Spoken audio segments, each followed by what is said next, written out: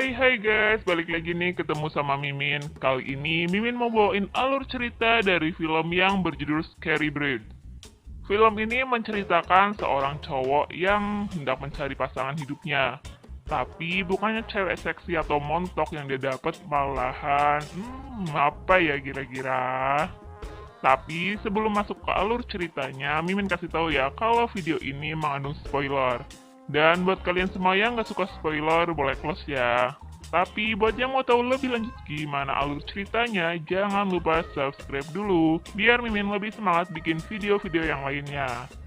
Oke, kita langsung aja yuk masuk ke alur ceritanya. Di awal film diperlihatkan seorang pria bernama Anthony yang lagi telepon-teleponan. Anthony sendiri baru aja menjadi seorang duren. Yes, duda keren. Scene berganti saat Anthony ini lagi jogging. Dia bertemu dengan temannya yang bernama Matt.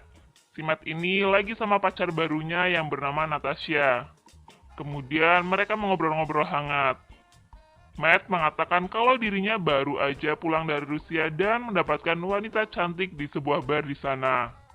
Di situ Matt menggoda Anthony untuk mendapatkan wanita cantik di Rusia seperti Natasha. Mereka berdua pun menyarankan Anthony untuk pergi ke Rusia, ya agar dirinya mendapatkan jodoh di sana. Scene berganti saat si Anthony ini lagi tidur. Karena terpikir oleh omongan mereka, si Anthony ini malah bermimpi lagi enak-enak bareng Natasha di rumahnya. Dan karena mimpi tersebut, di pagi harinya Anthony pun siap-siap untuk berangkat ke Rusia. Singkat cerita, Anthony pun sampai di Rusia, tepatnya di sebuah hotel yang ada di sana. Tapi anehnya kok hotel tersebut sangat sepi ya guys. Kecuali si mbak-mbak penjaga hotel tersebut. Kemudian Anthony pun masuk ke kamar. Dan dia pun ketiduran. Ya mungkin karena lelah ya, karena perjalanan jauh. Lalu didatangi dua wanita montok yang menggodanya. Tapi itu semua cuma mimpi guys. Aduh, apok banget deh rasanya. Setelah terbangun dari tidurnya, Anthony pun sangat semangat untuk mencari jodoh di negara tersebut. Dia bertanya soal bar yang dibicarakan oleh Matt kepada si pelayan hotel. Dan Anthony pun dipesankan taksi olehnya. Setelah sampai di bar, Anthony ini terlihat lagi ngasih cicis kepada pengamen yang ada di sana. Sampai akhirnya dia masuk ke bar dan bertemu seorang wanita montok yang bernama Nina. Tapi bukan Nina Bobo ya guys. Ketika wanita tersebut pergi ke toilet, si pengamen yang tadi di luar bar muncul di hadapan Anthony dan memperingatkan agar dia tidak mendekati Nina. Namun Anthony ngeyel, nggak mendengarkan si pengamen tersebut dan tetap mendekati Nina. Ya, namanya juga ada kesempatan ya. Sampai-sampai mereka pulang bareng tuh dari bar. Scene berganti ketika si Nina ini ngajak Anthony untuk pulang ke rumahnya yang ada di tengah hutan. Waduh, udah mulai bau-bau sesuatu nih guys. Setelah sampai di rumahnya, bener kan, ada yang aneh nih. Ketika mereka menaiki tangga di rumah Nina, tangga tersebut nggak pernah sampai ke ujungnya. Tapi karena si Anthony udah kebelet enak-enak, jadi tetap semangat dong menaiki tangga tersebut. Hingga akhirnya mereka pun sampai di kamar Nina. Di situ si Anthony ini langsung membuka bajunya.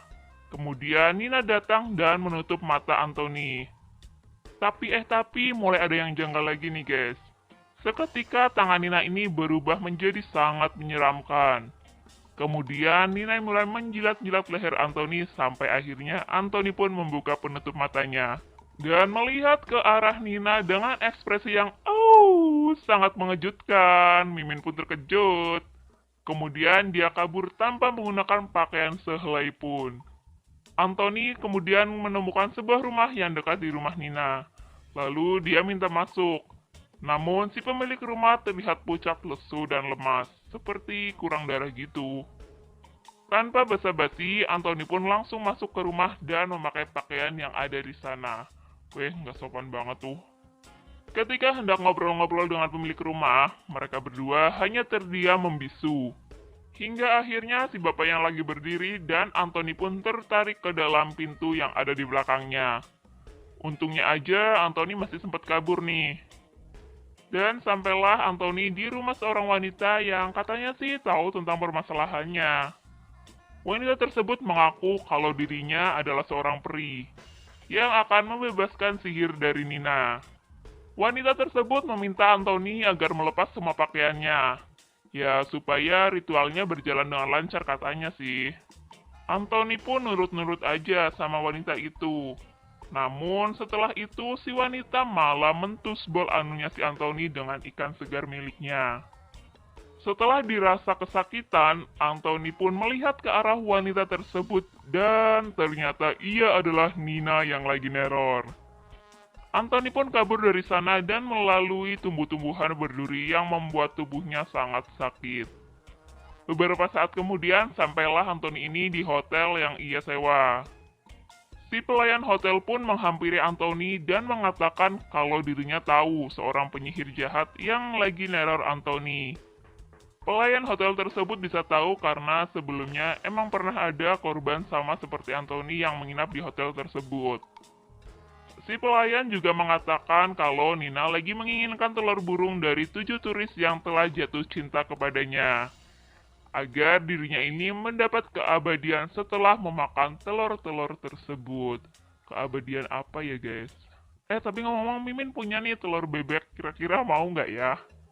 Diketahui si Nina ini telah mendapatkan 6 telur burung. Dan yang terakhir adalah telur milik Anthony yang belum sempat ia makan.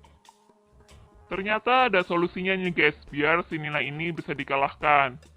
Solusinya adalah dengan melakukan sebuah ritual aneh yang harus Anthony lakukan. Yaitu, ia harus pergi ke kamar mandi hotel di tengah malam untuk mengambil batu yang bernama batu akik. Maksudnya batu mataks guys. Lalu ia pun pergi ke kamar mandi dan mengambil batu tersebut. Setelah itu dia keluar dan bertemu beberapa preman yang siap menghadangnya. Namun dengan kekuatan batu tersebut, si Anthony pun bisa mengalahkan semua preman itu dengan sangat mudah. Setelah selesai melawan preman tersebut, si penyihir Nina datang. Tapi sayangnya lemparan batu itu meleset, yang pada akhirnya Nina mengeluarkan jurus jitunya sehingga membuat Anthony ini pingsan. Scene berganti pada Anthony yang udah diikat dan tidak memakai pakaian. Nina pun datang dengan gunting rumput yang siap memotong burung milik Anthony. Beruntungnya Anthony ini ketika Nina hendak memotong burungnya, lengan Anthony berhasil lepas dari ikatannya. Dan gunting tersebut menancap di langit-langit ruangan. Tapi kemudian gunting tersebut jatuh dan mengenai Nina tepat di tengah-tengah gunung aktifnya. Wah, kalau pas kena gunungnya bahaya nih, bisa meletus. Scene berganti ketika si Anthony ini tersadar atas kejadian-kejadian itu. Dan Anthony ini udah ada di apartemen Matt bersama dengan seorang dokter yang merawatnya. Matt mengatakan kalau si Anthony ini mengalami gegar otak setelah jatuh di kamar mandinya. Dan sudah beberapa hari tidak sadarkan diri. Jadi nih guys, kejadian-kejadian di Rusia itu cuma mimpi ya. Aduh. Tapi setelah diperhatikan, kok wajah dokter itu mirip sama penjaga hotel yang ada di mimpi ya. Kok tiba-tiba malah berubah menjadi Nina nih ya guys. Ya karena melihat si Nina, Anthony pun menjadi terkejut, sangat terkaget. Dan film pun selesai. Bisa disimpulkan berarti kejadian-kejadian yang Anthony alami ini cuma mimpi ya. Jadi karena mungkin si Anthony ini udah kebelet banget punya pasangan, sampai-sampai terbawa mimpi segitunya ya. Yang ternyata mimpi itu nggak seindah ekspektasi. Oke, terima kasih guys. Kalau kalian semua suka sama videonya, jangan lupa klik tombol like ya. Dan nantikan video-video selanjutnya dari channel. Sampai jumpa.